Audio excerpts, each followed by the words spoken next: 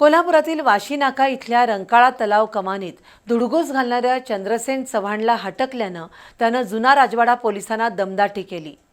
त्याला ताब्यात घेऊन जात असताना माजी नगरसेवक सचिन चव्हाण यानं पोलीस गाडीच्या आडवं आपलं वाहन लावून पोलीस कर्मचाऱ्यांना दादागिरी केली। ही घटना सोमवारी मध्यरात्री 1:15 वाजता घडली। या प्रकरणी माजी नगरसेवक सचिन चव्हाण आणि त्याचा मुलगा चंद्रसेन चव्हाण या दोघांविरोधात जुना राजवाडा पोलिसात गुन्हा नोंद झालाय। कोल्हापुरातील जुना राजवाडा पोलीस ठाण्याचे निरीक्षक किरण लोंढे हे सोमवारी रात्री गस्तीसाठी जुना राजवाडा पोलीस ठाण्याच्या हद्दीत फिरत होते। त्यावेळी जुना वाशी नाका परिसरातील रंकाळा कमानीजवळ काही तरुण आरडाओरडा करत धुडगूस घालत असल्याचं त्यांच्या निदर्शनास आलं। पोलीस निरीक्षक लोंढे आणि अंमलदार सचिन कुंभार यांनी त्या तरुणांना हटकलं।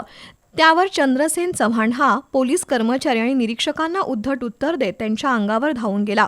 पोलीस अंमलदार कुंभार यांच्या गणवेशाची कॉलर धरून त्यांना शिवीगाळ करत धक्काबुक्की केली। माझा बाप कोण आहे ते तुला सांगतो असं रुबाबात सांगून वडिलांना फोन लावला। दरम्यान निरीक्षक लोंढे हे चंद्रसेन चव्हाण याला पोलीस वाहनात बसवून नेत असताना माजी नगरसेवक आणि काँग्रेसचे शहराध्यक्ष सचिन चव्हाण हे त्यांच्या वाहनातून घटनास्थळी आले।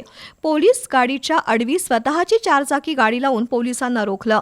माझ्या मुलाला कसं घेऊन जाताय ते पाहतोच, उद्या त्याला सोडवतो, पण तुम्हा सगळ्यांना बघून घेईन, तसंच काय करायचं ते करा अशी धमकी त्यांनी पोलिसांना दिली।